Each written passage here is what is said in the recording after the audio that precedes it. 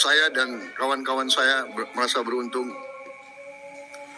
Kami sempat digembleng langsung. Kami sempat merasakan kepemimpinan langsung dari Angkatan 45.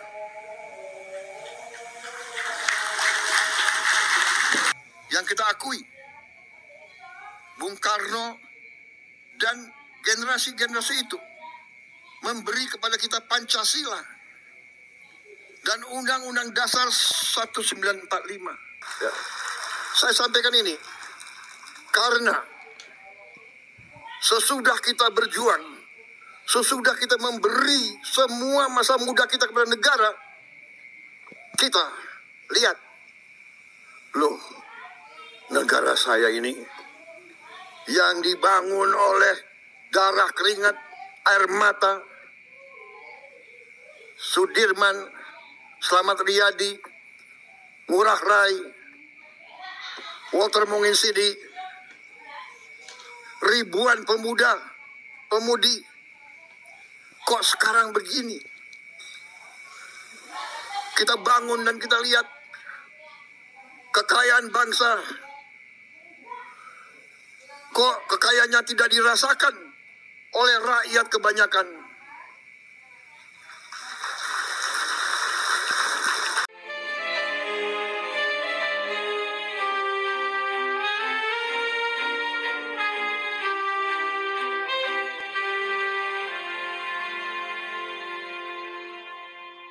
Sahabat usia Mas, kita pada saat ini akan berbincang tentang kepemimpinan Presiden Republik Indonesia Prabowo Subianto.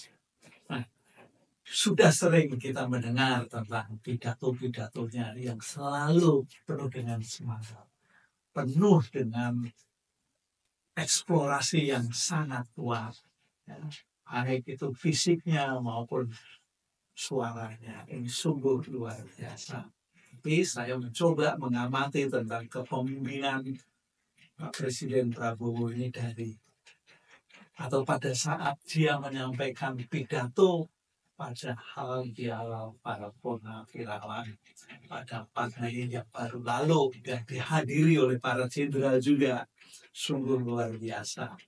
Kalau saya perhatikan ada beberapa hal yang perlu mendapat sorotan dan perlu menjadi perhatian kita karena ini bisa menjadi keteladanan bagi siapapun yang mau bela negara, mau cinta negara, mau negara kita terus eksis dan menuju ke kemakmuran dan adil makmur itu yang tertuang di dalam Undang-Undang Dasar maupun di dalam Pancasila. Nah, ini semua sebetulnya menjadi fondasi bagi kita. Ya, Pancasila dan Undang-Undang Dasar 45 itu fondasinya. Tapi entah kenapa kemakmuran sejak tahun 45 sampai sekarang masih belum bisa terjadi. Masih saja ada kemiskinan, jurangnya terlalu lebar, jurangnya terlalu dalam. Ini yang menjadikan perhatian dari Presiden Prabowo. Yang pertama, dia tuh merasa digembleng oleh Angkatan 45. Itu yang pertama. Kenapa dia menyatakan digembleng oleh Angkatan 45? Karena Angkatan 45 ini generasi-generasi ya, yang memimpin tentang kemerdekaan negara Republik Indonesia ini. Ya, jadi generasi muda yang memimpin gerakan untuk menuju Indonesia merdeka. Nah, dalam konteks pemuda-pemuda itu, ya, ada kelompok yang bersenjata, juga ada kelompok yang tidak bersenjata. Tapi semuanya menuju satu, yaitu mengarah kepada kemerdekaan negeri kita. Ya, ke arah berjuang bersama-sama. Nah, dari situlah sebetulnya Prabowo ketika masuk militer itu semangat patriotismenya berkobar terus. Dia juga sampai sekarang terus berkobar. Ya, dalam pidatonya juga kelihatan sekali tentang jiwa patriotismenya. Juga melalui angkatan 45 ini juga menunjukkan bahwa anak-anak muda itu cinta terhadap tanah air yang sungguh luar biasa. Ya. Dan mereka semua memiliki rasa percaya diri. Ya. Anak-anak muda ketika itu, kata Prabowo, dia bicara tentang sejarah angkatan 45 itu. Ya. Dia berhadapan langsung dengan negara-negara besar, negara-negara adikuasa, seperti misalnya Jepang, ya, lalu Inggris, juga Belanda. Ya. Jadi pada masa itu Jepang, Inggris, Belanda itu adalah negara-negara besar, negara-negara raksasa. Ya, karena memang dia menguasai wilayah-wilayah di muka bumi ini. Lalu dari anak-anak muda yang memiliki jiwa patriotisme, cinta tanah air, dan percaya diri ini, dia memiliki sebuah konsep menjadi bangsa yang tidak mau menjadi pesuruh, menjadi bangsa yang tidak kerdil, menjadi bangsa yang tidak miskin, juga menjadi bangsa yang bukan kuli, dan menjadi bangsa yang tidak mau dijajah. Oleh karena itu, semangat angkatan 45 ini menjiwai diri dari Prabowo. Mungkin juga dengan para alumni yang menjadi prajurit-prajurit itu. Pada saat itu, ya begitu menyatakan Indonesia merdeka. Orang Indonesia waktu itu kan belum punya apa-apa. Anggaran negara juga nggak ada. Organisasinya juga belum jelas. Ya. Senjata-senjata juga memperolehnya dengan cara merebut. Ya. Kadang-kadang para pemuda ini mengangkat diri. Ya. Karena yang lain tidak berani, maka dia menyatakan mengangkat diri. Lalu kalau kita melihat para tokoh Indonesia, ya seperti Jenderal Sudirman, jenderal besar itu, ya, itu menjadi panglima pada usia 29 tahun. Luar biasa kan.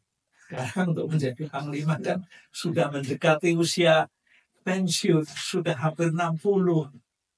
Ya. Lalu kalau kita mendengar yang namanya Ignatius Slamet Riyadi itu, yang menjadi komandan brigadir, itu usianya juga masih sangat muda, 22 tahun. Kalau sekarang sih mungkin baru lulus sarjana itu, usia 22 tahun.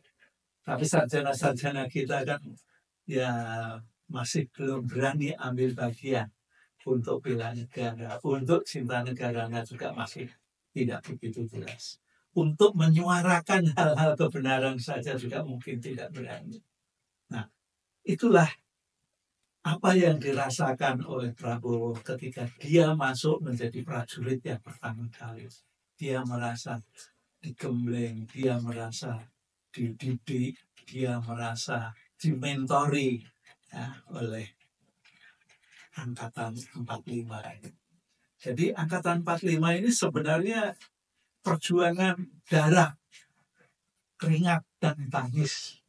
Bagaimana anak-anak muda, ya, itu kan meninggal, ya, darahnya tertumpah ke bumi di usia muda.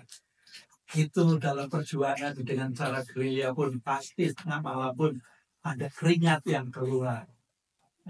Kalau nggak percaya, aku pernah naik ke gunung tuh ini malam-malam, keringat saya juga ternyata bercucuran, padahal itu dingin sekali.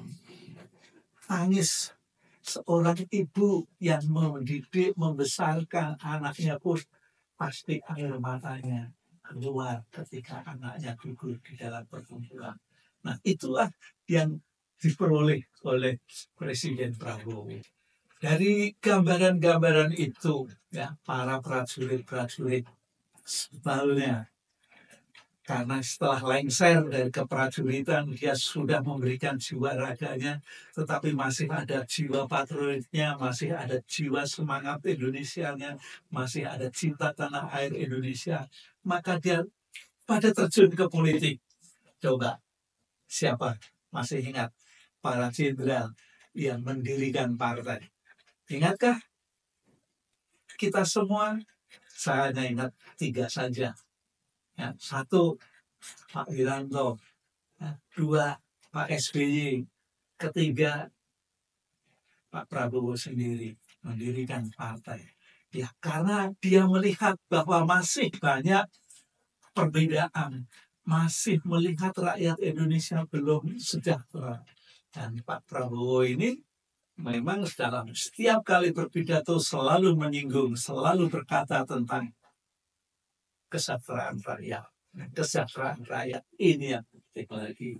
Dan apa yang dilakukan oleh para jenderal mendirikan partai ini tentulah untuk membangun keadilan, sekalipun tidak mudah. Ya. Justru Presiden Soeharto pun juga dari prajurit, dari tentara, dia juga mengambil bagian ketika ada situasi yang tidak baik, ambil bagian untuk posisi menjadi presiden. Nah, semua pemimpin dimanapun sebetulnya memiliki jasa yang luar biasa, jasa untuk membangun bangsa. Ya. Dan untuk membangun bangsa ini memang tidak bisa ditentukan oleh seorang presiden saja. Ya. Sekalipun dulu presiden dari Soekarno sampai sekarang Prabowo yang jumlahnya sudah 8 ini, itu tidak mungkin sendirian. Setiap presiden mesti harus didukung oleh pasukannya, dan rakyat yang tidak di dalam pemerintahan pun juga mestinya ambil bagian. Nah, ini yang perlu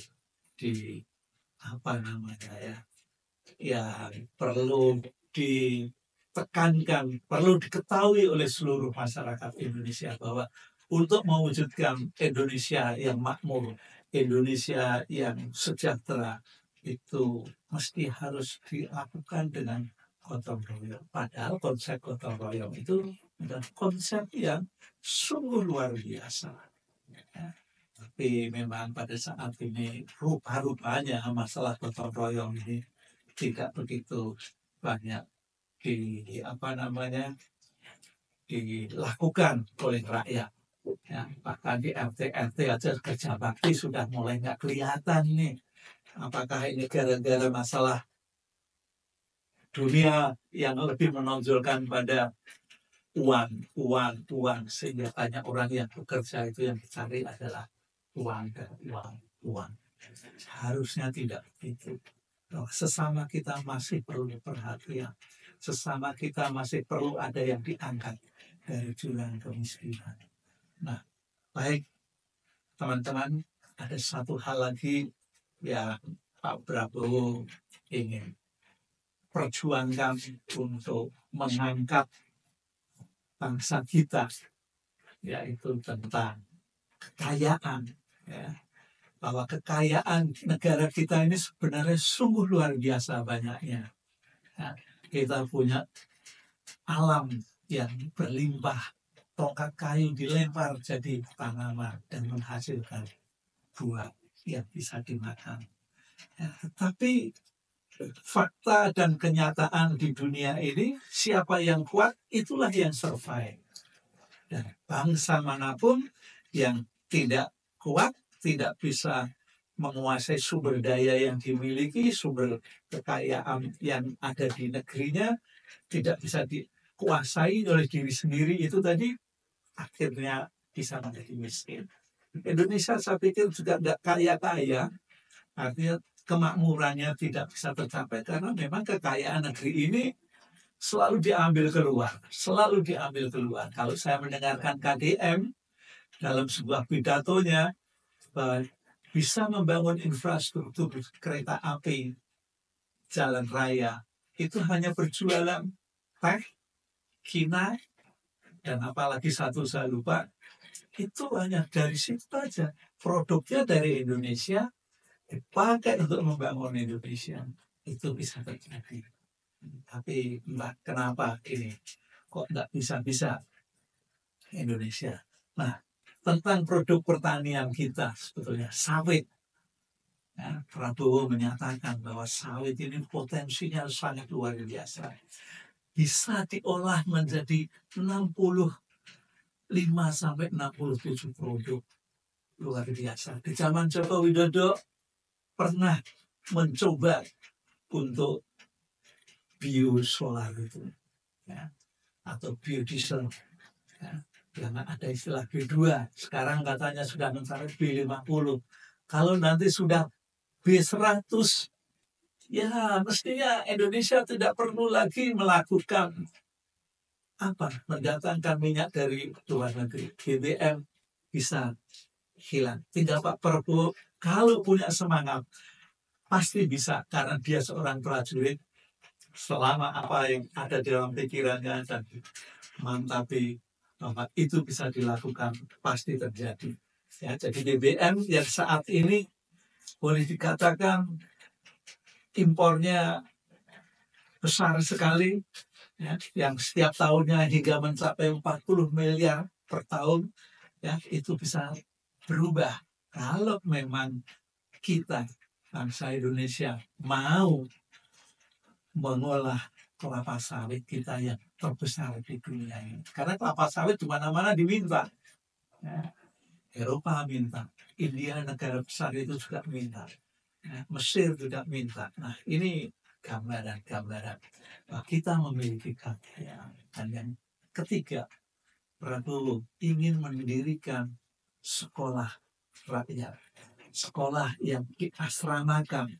Sekolah ini yang diasramakan bukan untuk anak-anak pandai, bukan untuk anak pandai yang keluarganya mampu, tapi justru untuk anak-anak yang kategori orang tuanya di bawah garis kemiskinan.